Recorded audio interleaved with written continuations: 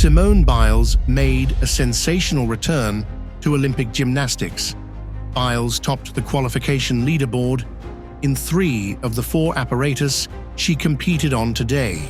Well, she had Snoop Dogg, Tom Cruise and Ariana Grande watching on in support, and Simone Biles made a sensational return to Olympic gymnastics. Biles topped the qualification leaderboard in 3 of the 4 apparatus she competed on today. She scored 14.733 in her first appearance of the Games in a beam routine that included a triple twist. That put her top of the leaderboard in qualification. She then topped the floor exercise and vault standings too, despite having strapping on her left ankle for the vault. The top 8 in each apparatus go through to the final.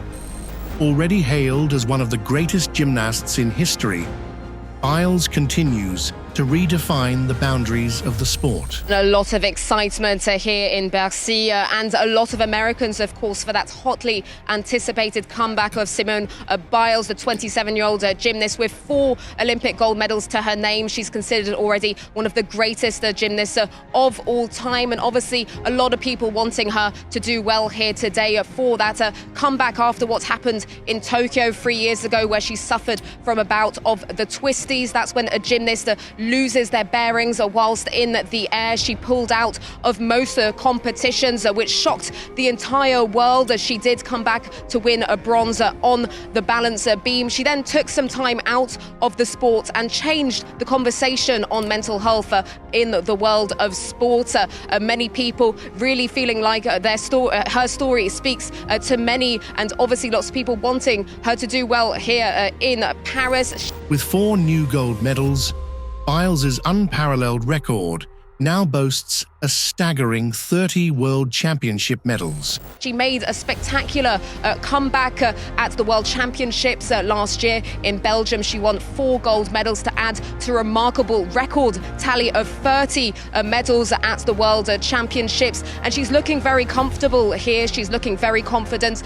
She's already got 5 skills to her name, and she could potentially add a 6th here at Bercy in the qualifiers. She could be performing a 6th skill on the uneven bars. If she does so, then she'll become the first active gymnast to hold a skill in all 4 apparatus in gymnastics. And for Team USA, she'll be anchoring 3 out of 4 of those apparatus. Team USA, who will be looking to get back that gold medal in the team event, because they had to settle for silver 3 years ago here at Tokyo. Lyles fought from the left-hand side. I'm surprised they could hear the gun. There was a massive roar in the stadium. Tobogo's gone very, very hard on the outside. Noah Lyles has been the face of track and field in the United States and globally. The 26-year-old recently shattered his record at a preparatory race for the Paris 2024 sprinting competition. Start to be 4th. American Noah Lyles was 1st with a personal best. The world champion goes into the blue-ribboned Olympic race as the favourite. However, a story of challenges lies beneath the charismatic face of the man who has brought pride to America. What trials has Noah Lyles endured, and how might they impact America's performance at Paris 2024? Join us as we reveal the daunting obstacles facing America's premier track and field athlete, winning streaks of Noah Lyles. Over the past few years, Noah Lyles has been the face of American track and field sports, and he's been good at what he does. Unfortunately, you can't say the same about all American sprinters. He admitted in an interview that he works super hard and takes great care of his body and mind. Yes, I do take care of myself. You know, I'm mostly training, eating, or sleeping. Maybe playing video games is the safest thing that I can do. Besides being a great athlete, Lyles is also really fun and friendly. But behind the energetic athlete, you see lots of pains and struggles every day. Before going into the details of his ordeals, it is important to appreciate some of his past achievements. Lyles ran for the United States in the 2014 Youth Olympics and won a gold medal in the 200-meter race. Well, it's a big weekend for a local star. Olympic medalist Noah Lyles will be inducted into the Alexandria Public Schools Athletic Hall of Fame. In 2015, he jumped high, reaching 6 feet 7 and 3 to 4 inches as a junior in high school. He was named the best high school boy athlete that year. That's not all. Lyles won the 200-meter indoor race and then the 100 and 200-meter outdoor races in 2016, setting new records. He also won the 100-meter race at the USA Junior Championships. Lyles tried to make the US Olympic team for the 100 and 200-meter races, but didn't make it in the 100. He was fourth in the 200-meter race, breaking a 31-year-old national high school record. Even though he didn't go to the Olympics, he went to the World U20 Championships and won gold medals in the 100-meter race. Jojo from Mile Split here with Noah Lyles, world junior champion in the 100-meter dash. How does that feel? I'm pretty excited. And the 4-mile 100-meter relay. Because of the COVID-19 pandemic, the Tokyo Olympics were moved to 2021 and most races were cancelled. Lyles only got to race a few times. He seemed to run 200 meters faster in one race than anyone ever had, but he started too soon. That moment marked the beginning of the storms on the horizon for him. The virus and the George Floyd protests took a huge toll on Lyles. You won't believe what happened next. Tough times for Noah Lyles. While you probably know Noah Lyles as the funny, loud runner who wins gold medals and takes off his shirt, there's another side to him. He said that he was really sad during the Tokyo Olympics. But it does feel really good to know that I'm at the end of the season and we came out with the ultimate victory, which was a gold medal. Looking back at the Tokyo Olympics, he didn't even like his performance. Doctors eventually placed him on depression pills, and it made him gain a lot of weight. Unfortunately, Lyles has been having a hard time before Tokyo. For instance, he's been going to talk to a therapist since he was 10 because kids made fun of his yellow teeth, which he got from ADHD medicines. He also had trouble breathing and reading. Of course, I've been on and off antidepressants and just dealing with depression and anxiety about all my life, but really a lot in these last 2 years. But things got worse in 2020. The virus, the postponement of the Olympics, and the fallouts of the George Floyd protests got to him personally. When the Olympics finally started, he only got a bronze medal, a very sad development because he was a previous Olympic gold medal holder. Lyles didn't even make the US team for the 100-meter race, but now, just 3 years later, he's the best in the world at short and long runs and is happy. He says talking to therapists a lot helped him. He has one for sports and another for life outside of running. He has expressed fears of falling into depression once again, but believes he's much better now. What hurts me the most is that I have to watch the NBA Finals and they have world champion on their head. World champion of what? He thinks the hard times made him stronger. He won a big race and was so excited he ripped his shirt open like the Hulk. A year later, he became the first runner in Budapest after Usain Bolt to win the 100-meter, 200-meter, and 400-meter relay races at a World Championships. Lyles said the bronze medal from the past still upsets him.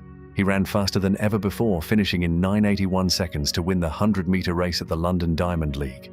If you think the bad days got the best of Lyles, then you're in for a rude shock. Making the best of bad days. Lyles brought the bronze medal he won during the Tokyo Olympics to Paris to remind himself he wanted to win gold this time. He admitted that he was very unhappy with his Tokyo performance, which determined him to improve. This strong feeling was the start of all his success since then. He believes that if he had won gold in Tokyo, he might have gotten too confident and not improved as much as he has in the past 2 years. Do you agree with this perspective? Tell us in the comment section before we continue. Lyles is not just getting better at running, but also becoming a famous person. He's on a new Netflix show called Sprint, about the world's fastest runners. Finally, Sprint. We got a Popstart exclusive sneak peek at Netflix's new sports series following athletes training to be the fastest person on the planet, going behind the scenes at the high stakes and mental toughness of professional sprinters, with stars like Sha'Carri Richardson, Noah Lyles, and many others. And has been on this month's Tonight Show and Times Magazine cover.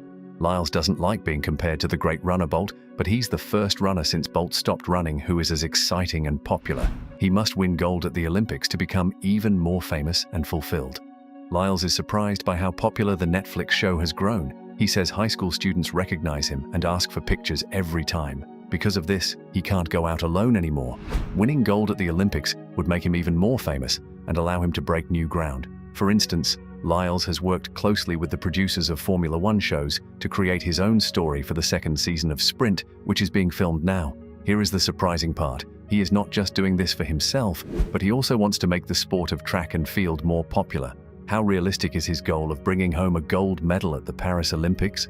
The Paris 24 dream and beyond. To gauge his chances for success at the ongoing Olympics, you just have to look at his performance at the preparatory Diamond League circuit. Lyles broke his record, running the 100-meter dash in 9.81 seconds on Saturday. This was the final race before the big Olympic competition in Paris. The best part is that he achieved this pre-competition feat in front of 60,000 people. Two other fast runners, Akani Simbine from South Africa and Letsila Tebogo from Botswana, came in second and third, with all the top 5 runners finishing in under 10 seconds. Lyles has also addressed his plans for the future of sprinting. He wants more people to enjoy watching track and field, not just him becoming famous. He wants other runners to be famous too. He has big goals for himself, but also wants the sport to be better than when he started. When Lyles first talked to a sports reporter last December, he shared his plans to make track and field more popular. He wanted 4 big track meets worldwide yearly, just like in tennis. This idea is now happening. Michael Johnson just started something called Grand Slam Track. Michael Johnson joins us now, retired sprinter who won 4 Olympic golds and 8 world championships. There will be 4 big track meets each year, and the winners will get a lot of money, $100,000. Sydney McLaughlin-Levrone and Josh Kerr have already signed up for the series. Lyles says he's unsure about joining because he's still considering it, but he's happy this new race series is happening because it's good for the sport. He hopes it will make track and field more popular and successful. Lyles is also an advocate for more pay. He thinks athletes should get paid more for their hard work, so he's happy that the people in charge of track and field are giving Olympic gold medal winners $50,000. He thinks the General Olympics Committee should pay athletes, not the track and field officials. That's not all. Doping, the plague of sports. Another topic that gives him a lot of concern these days is doping. This has been a problem for a very long time. Recently, a British running team lost their silver medal in the Olympics because one of the runners used banned drugs. Another runner, Marcel Jacobs, also had problems because his former nutritionist was caught up in a drug case. Even though Jacobs was cleared of any wrongdoing, people are still talking about him using drugs. When asked if he thinks all other runners are clean, Lyles said he can't prove whether they aren't. He said he sometimes wonders, but he has to believe everyone is fair until proven otherwise. Lyles thinks he's such a good runner that he can beat anyone, even if they cheat. Lyles is confident he will be the fastest runner at the Paris Olympics. He wants to break the American record for the 100-meter race, which he calls his mistress, and the world record for the 200-meter race, which he calls his wife. He says he's in the best shape and runs faster than ever in practice. He thinks he can break both records because he's gotten much better at the shorter 60-meter race. Lyles loves performing in front of big crowds. He says the more people watching, the better he runs. Running at the last Olympics was difficult because there were no fans there, but he's excited for the Paris Olympics because he knows a huge crowd will cheer him on. He's already won big races but wants to add this Olympic gold medal. We wish him well, and God bless Team America at the Paris Olympics. We're not going to make it here unless you come and help us. I know the mindset of the players that I have the opportunity and honor to coach, and they want to win. Fun is winning. Appreciate everything that they've done, and for them to have this moment too and be a part of it, like it's just super cool.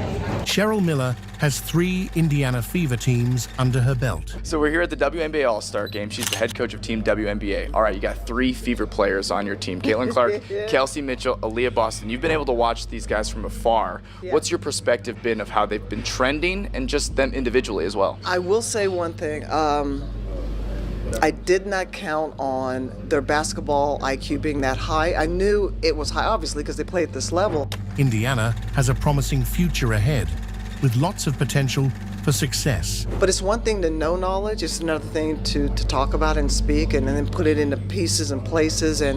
But it was a great collaboration with all the players, but Indiana has a very, very bright future. For being how young they are, too. Basketball IQ isn't just about knowing the game. It's about learning and improving quickly. That basketball IQ speaks volumes. It not only speaks volumes, it's one thing to be young and they're learning how to play the game, and they're learning about their mistakes and how to correct them faster. And so they're making those game, in-game and out-of-game adjustments. Cheryl is confident that they will mature and improve as they continue playing. The only thing I see that's going to happen the older they get is how to stop the run sometimes and how to change, the momentum during games. But this is not a team people want to play, because not only are they getting better, but they're confident and they show no fear. They're fearless. Yeah, we love that. That's probably what contributed to them having such a successful end to that first half. From the players' perspective, it's going to be a fiercely competitive game between the WNBA and the USA team. All right, now we're going to transition to tomorrow, Team USA. All right, it's not just your regular year, it's your Olympic year. The intensity is high. That's what we heard from the players earlier. What's your mindset going in? My mindset is their mindset. So it's all fun and games until the ball is tossed up. And then it's on, and these guys are competitors at both ends, and we're just going to go out there and give it a great show. Here's Caitlin's perspective on Cheryl Miller. What's a Cheryl Miller practice like? Gosh, I love Cheryl. I love her brother too. He's awesome, obviously, a pacer too.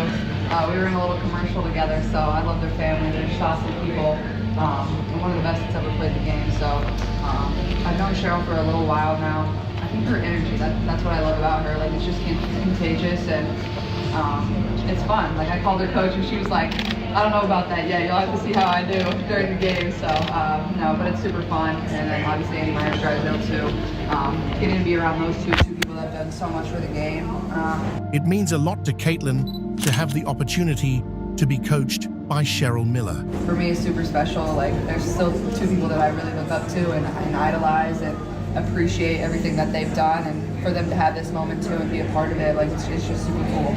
Here's Christy Side's perspective on 3 Indiana Fever players being coached by Cheryl Miller. For the 3 of your players, I mean, the talk of the weekend has been where your organization is trending, where these players, their chemistry is trending. They're here, they put on a show. It should be fun tonight. What's that mean to you as a coach? Yeah, you know, just what you said, just the future of the Fever, it's incredible. I mean, to have, you know, these 3 here and then what we have that are at home, just some unbelievable young talent, and that's just fun for the future. Especially so young, to get this experience with other great players in the WNBA. Being around veterans helps them gain valuable experience. For sure, you know, to be around some of these vets and just to hear their experiences and give them some advice on like what it took, and, you know, to be on these teams that are, you know, the top teams in our league. So it's just good for them to be around these guys and just get that good advice.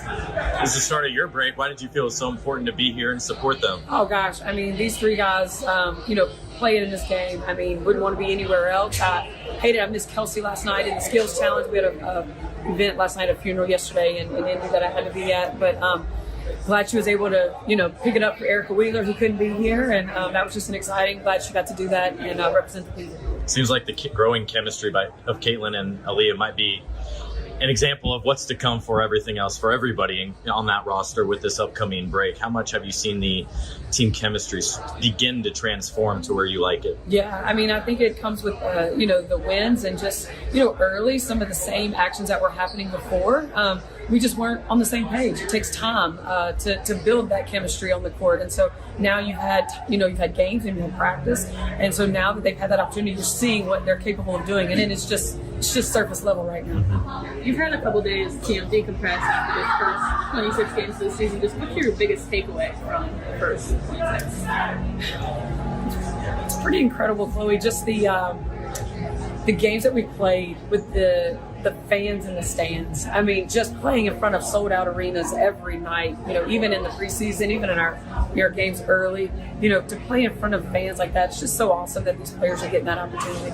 How does Cheryl Miller approach tonight's game? How do you approach tonight's game in the sense of, like, it's an all-star game, but obviously this game means a lot for Team USA to get ready for the Olympics, as you know. And I'm sure obviously you want to win, as you mentioned yesterday, but it's not just a typical all-star game you've seen in years past. It really wasn't, as we were talking about yesterday. And then watching the men today against Sudan, it got real, like real. So with that being said, I know the mindset of the players that I have the opportunity and honor to coach, and they want to win. Fun is winning. And that's the general consensus. So we're going to put the best product out there. I certainly want to get everybody a great look. And I think that's only fair because they deserve that. And then after that, they basically dictate it. You know, if they want to go for the juggler, they'll go for the juggler. And that means for some of the players sacrificing their minutes. The teams that I've coached, period, compared to this team? Yes. Oh my gosh. I mean, these are the greatest players in the world. And when you have the greatest players in practice, and I'm coming in fresh and hot and new, and the game is so different than when I coach from the college level, and even from when I coached the Mercury. They are so invested in the game and so knowledgeable. Their basketball IQs are off the charts, and they're basically going to be coaching themselves. So that's the biggest difference. And again, like I said yesterday, it's the collaboration amongst all of them, each other, and just working it out and what they want to do. How cool is it to coach Angel Reese and Caitlin Clark as they make their All-Star debuts, and how will you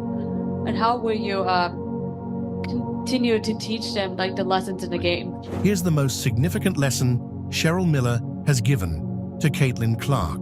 I think the biggest lesson that I can share with them is to stand back and be of service in the best way I can. I speak when I'm spoken to. I try to give them the best answers that I can and let them be themselves.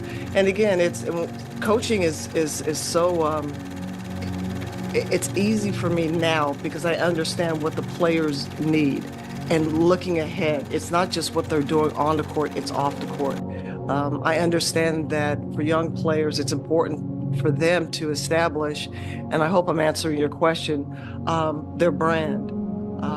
But basketball and brand, it's beyond that. And I don't want them to lose sight of what's really, truly important, and that's the love of the game and how and why they started playing with this round thing and how that made them feel. I never want them to lose sight of that. And I hope I answered your question.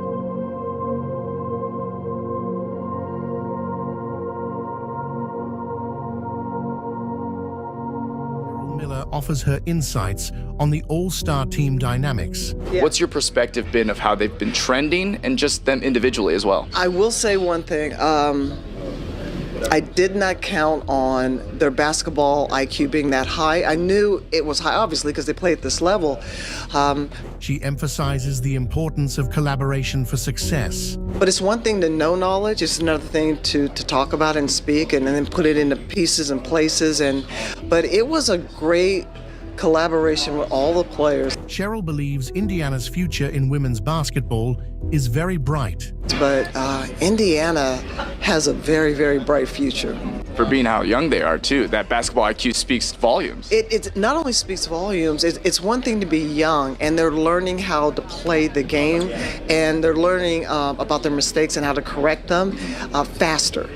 Rookies must master stopping the run and shifting game momentum. And so they're making those game, in-game and out-of-game adjustments. The only thing I see that's going to happen the older they get is how to stop the run sometimes and how to change, the momentum during games. The players are improving, showing confidence and fearlessness. This is not a team people want to play because not only are they getting better, but they're confident and they show no fear.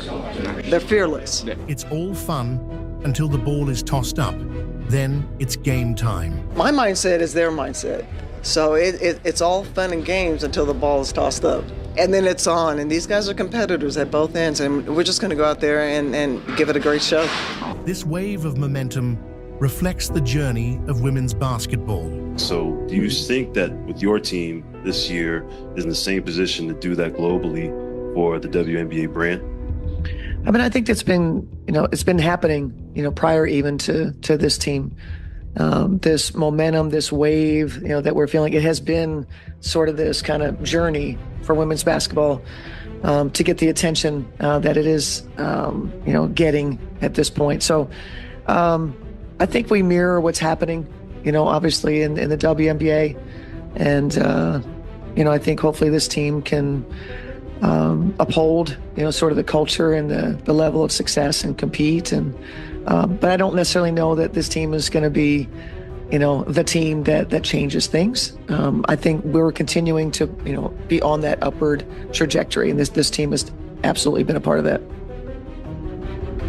Hey, Coach, what does it tell you about the overall talent right now in women's basketball that, you've got the best team chosen in the world to play the Olympics, and then you just got beaten by a group of people in the NBA who seem to be just as talented. In the NBA, it felt like we were guarding somebody from the NBA tonight. I think we know this. Everybody in this room, you're here because you've been watching women's basketball. I assume you're not new to it, right? So the depth, we've said this for years, the depth of talent that we have in the USA, that it is, there's no one that has anything close to it.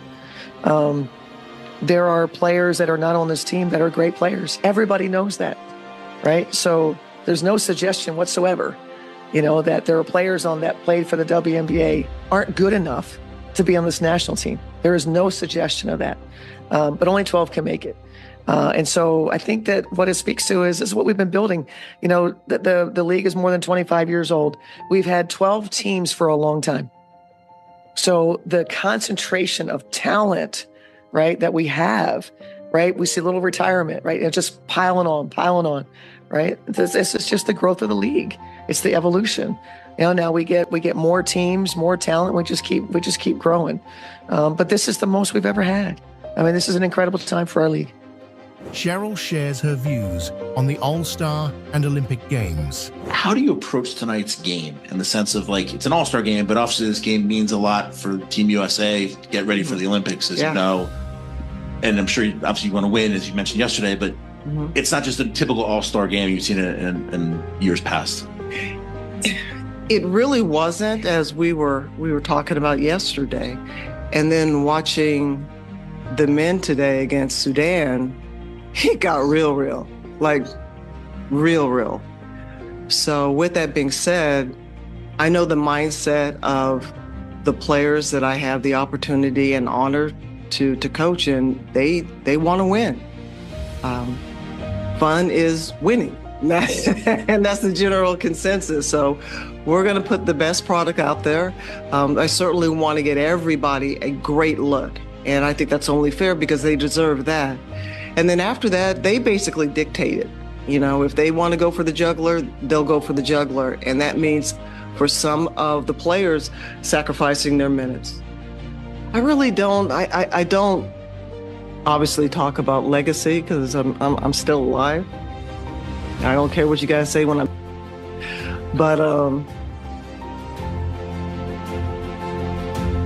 Ann Myers, Drysdale taught me, and Nancy Lieberman, Lynette Woodard, that my responsibility, and I didn't get it when I was young and at the height of my career, to pay it forward. So that's my job now, is to pay it forward. Not sit up there and stay in Caitlin or Angel or the younger players, or even the current players now, to stay in their ear. It's for me to lead by example. And anytime that they call on me, whether it's the collegiate level or the dub, I'm here to be of service. She discusses the profound impact of Diana Taurasi on the sport. As you talked about the new wave in college basketball entering the W and some of the current crop of W players, are there any players that remind you of you? And if so, who are they? No. And each of these young ladies, they're one of a kind. And when I watch women's basketball, like you said, from the collegiate side to the dub, there's a collection of me's. That's what I see, a collection of me's. Sure. When you talk about, to kind of piggyback off legacy, but to be back, like you said yesterday, at the practice facility, and Diana Taurasi, I was here for a career here in Phoenix. You were an Olympian, but to play in 6 Olympics, what can you say about her that probably hasn't already been said? Longevity. Diana is a remarkable human being, an athlete, and she is the model of how to play the game the right way, take care of your body off the court, and such an ambassador for the game.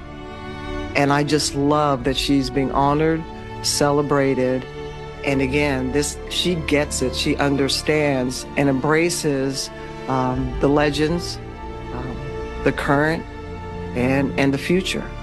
And we need more people like DT out there and leading the way. And I couldn't be prouder for her and for this organization and for the Dove.